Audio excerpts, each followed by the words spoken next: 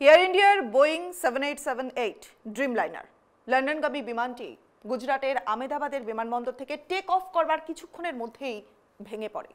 বিমানে মোট 242 জন যাত্রী ছিলেন এবং দুর্ঘটনাটি আহমেদাবাদেই ঘটে। উড়ানের ঠিক কিছুক্ষণের মধ্যেই এই দুর্ঘটনাটা ঘটল। সূত্রের খবর বলছে যে বিমানটি ভেঙে পড়ার ঠিক আগের মুহূর্তে পাইলট এয়ার ট্রাফিক কন্ট্রোল মানে এটিসি তাদের কাছে মেইডে সংকেত পাঠিয়েছিলেন। এই সংকেতটা পাওয়ার ঠিক পরের মুহূর্তেই বিমানের সঙ্গে সমস্ত ধরনের যোগাযোগ বিচ্ছিন্ন হয়ে যায় এবং তারপরেই এটি দুর্ঘটনার কবলে পড়ে। বিভিন্ন সংবাদ মাধ্যমের প্রতিবেদন অনুযায়ী বিমানের পাইলট ছিলেন অত্যন্ত অভিজ্ঞ এবং তারও জানা ছিল বিষয়টি। আরও জানা গিয়েছে যে বিমানটি 625 ফুট উচ্চতায় পৌঁছানোর পর হঠাৎ করেই নিম্নগামী হতে শুরু করে এবং তারপরেই এটি ভেঙে পড়ে। মেইডে কল হচ্ছে কি আন্তর্জাতিকভাবে স্বীকৃত এক জরুরি সংকেত, যা মূলত বিমান এবং নৌযানে বিপদের মুহূর্তে ব্যবহার করা হয়।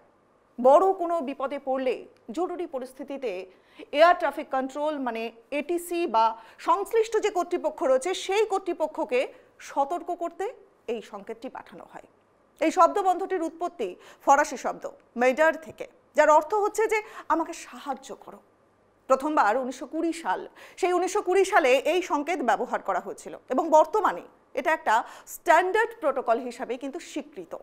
সাধারণত নিশ্চিতভাবেই সংকেত বোঝানোর জন্য এই 3 বার মেডে মেডে মেডে এরকমভাবে 3 বার বলা হয়, যাতে সংশ্লিষ্ট যে কর্তৃপক্ষ তারা দ্রুত এর প্রতিক্রিয়াটা জানাতে পারেন। এই নিয়মটি অনুসরণ করেই জরুরি পরিস্থিতির সংকেত হিসাবে মেডে কল ব্যবহৃত হয়। বিমানের ক্ষেত্রে পাইলট, জাহাজের ক্ষেত্রে ক্যাপ্টেন, তারা এই মেইডে কল এটাকে ইস্যু করেন। কারণ কি? কারণ তাদের উপরেই এই যানটির পরিচালনার ভার থাকে। যদি তারা বুঝতে পারেন যে বিমান কিংবা জাহাজ বড় সড়ো কোনো দুর্ঘটনার সম্মুখীন হতে চলেছে, ঠিক তখনই জরুরি সংকেত পাঠানোর জন্য বা জরুরি সাহায্য পাঠানোর জন্য এই সংকেতটা পাঠানো হয়ে থাকে।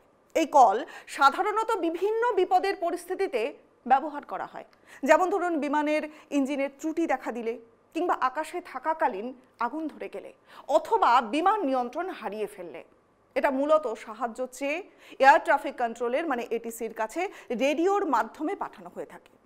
কিছু বিশেষ ক্ষেত্রে কাছাকাছি থাকা অন্য কোনো বিমান থেকেও কিন্তু এই এটিসির কাছে এই সংকেতটা পাঠানো যায়, যদিও এমন ঘটনা বিরল। তবে জরুরি পরিস্থিতি তৈরি হলে সেই জরুরি পরিস্থিতিতে কিন্তু এটা করা হয়ও। মেইডে কল পাওয়ার পরে সঙ্গে সঙ্গেই এয়ার ট্রাফিক কন্ট্রোল মানে এটিসি সতর্ক হয়ে যায়।